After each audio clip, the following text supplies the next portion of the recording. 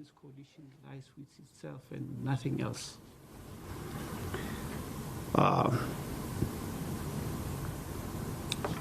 The Tshwane surplus, which was turned into a 4.3 billion during the time when Tshwane was placed under administrations, leaves much to be desired. And our revenue collection has improved in comparison since 2019. Even now, month to month, our revenue collection is improving. And then I find the communication by MEC Maile very questionable. And then in comparison, Tshwane, we are not the only city that is having crisis, or rather not crisis, challenges.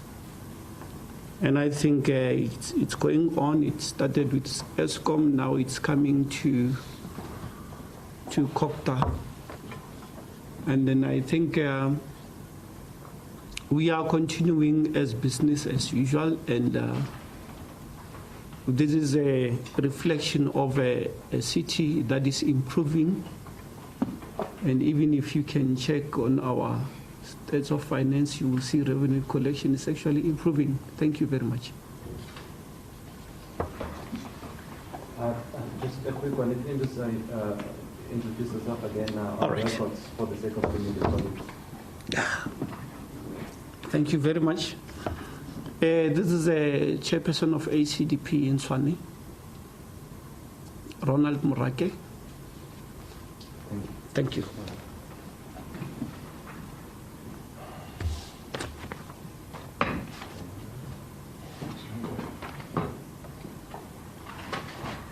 All right, I believe this is where we move to Q&A. So with the colleagues, you can go ahead, standard procedure, your name and organization, and put the questions. Thanks. Lara Tomota from Power FM News. With an indication that revenue collection has somehow improved, I just wanted to check what's the update regarding Eskom, especially the outstanding amount for August. What's the latest regarding that?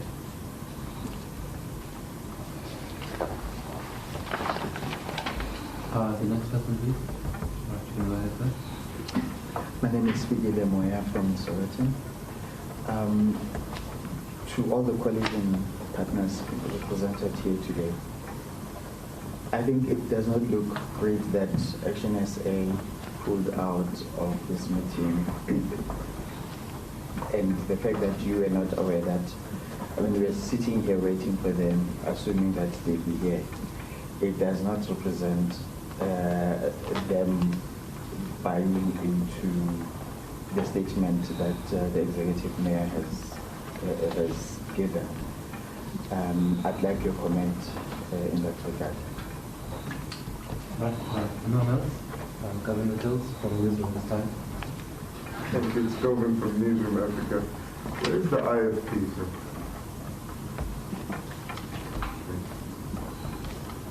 All right, is that it from Sean? Okay, well, thanks for this. I think leadership can then respond to this one. Yeah, sorry, on the Eskom question, the latest information, apologies, colleagues, let me just... I will repeat what he's saying, so you can stay there and just give me the numbers. Again, the briefs are there. But the city has, on the latest bill, has paid off approximately about 800 million rand towards Eskom and makes daily payments towards the bill. The crux of the matter and the continuing discussions with Eskom are the fact that Eskom's billing is required within 15 days, and the city's cash flow runs 30 to 60 days. And this is the big debate we have, which is why we're obviously trying to aggressively improve revenue.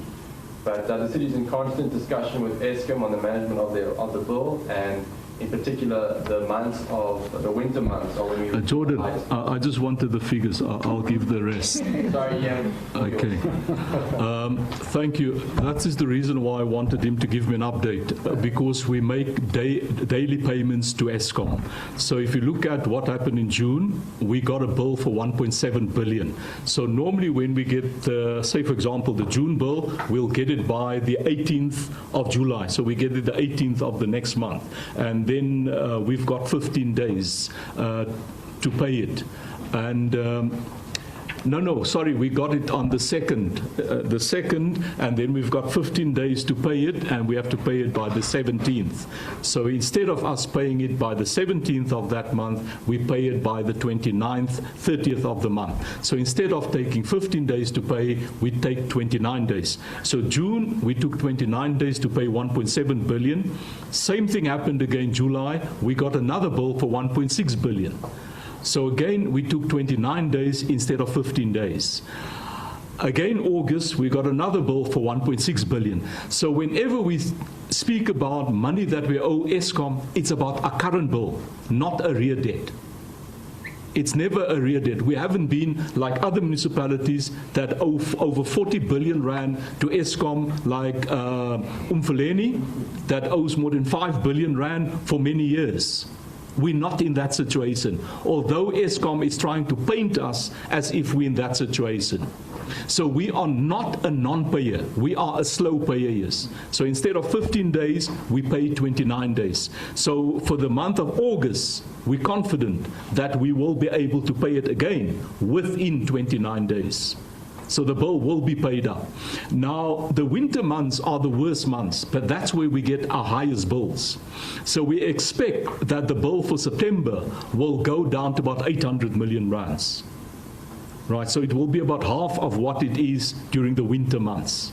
So by the end of this month, we'll be up to date. And then by the 2nd, we've probably already received the September bill. Normally 2nd, 3rd of October, we would have received it. And then it's due by the 18th of this month. And then again, we've got 15 days from that date to pay it. Well, the 15 days is the 17th or 18th, and we will probably pay it by the end of October. We'll be up to date again with our payment. So every day money comes in. More money is coming in now. At one stage, we were collecting, beginning of the year, January, we were collecting 2.6 billion. Now we're collecting over 3.5 billion. So our campaign is starting to pay off. You know, it's a culture that people don't want to pay. For example, when we went out to the townships like Winterfell, for example, people say, yeah, but the ANC never asked us to pay. So why must we pay now? And we need to convince people that it's for the benefit of everybody, that everybody need to pay. You can't expect someone else to pay on your behalf. But it's going to take time for us to change the mindsets of people. But we believe we will get there. We're still not where we want to be, definitely not. 3.5 billion is not enough. We need to go way beyond 4 billion that we need to collect every month. So, but we're well on our way. As far as the other two questions, Jackie is the chairperson of the joint coalition, so that's why she'll be addressing the coalition issues.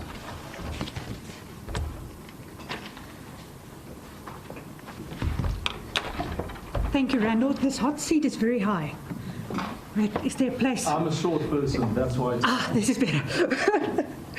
My apologies, I had to actually open up with the IFP, but my mind wasn't 100% with me because I obviously made all of you guys wait. I received a message this morning from Zianda, the leader from the IFP, where he said, "Good day, Chairperson. I will unfortunately not be joining you today as I'm not well. Apologies, Chairperson." So I believe that afterwards I tried to phone him and he said he didn't answer, and then later on said that he's sleeping. So that's with regards to the IFP. Action SA, some of you might have seen the leadership of Action SA at the local level. They were here. and then the provincial leadership came and asked them to come and join them at an event that was scheduled at the same time. Now, as a Joint Caucus chairperson, I am very honoured to be working with a team that is 100% committed to serving the residents of Tshwane. And that is our first and foremost commitment in everything.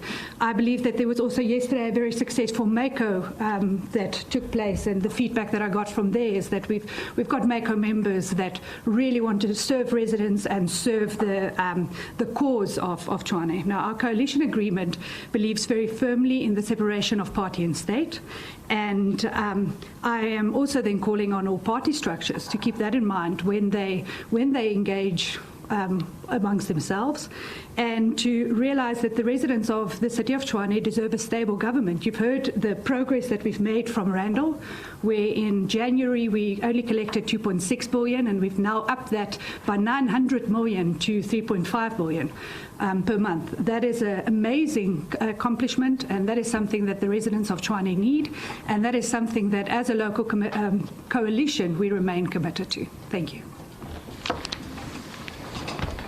Right, thank you, colleagues. I don't know if you have follow-up questions for the second round. All right, Trishi, you can go ahead. To the Tshwane Mayor and... If you can just... Oh, my name is Patricia Fasafa from the SABC. SABC. To the Tshwane Mayor and your team, if the multi-party coalition government in Tshwane is stable and united, as you've all just stated, then why are you so concerned about the developments that took place in Johannesburg? Because surely if you are united, then you should have nothing to worry about. All right, thank you. The Action SA, a couple of days ago, publicly stated that they had a Randall Williams program. They restated what they have said before. And the fact that they were here and now they're no longer here, it's hard to disassociate that statement coming some 48 hours ago, again, and now. So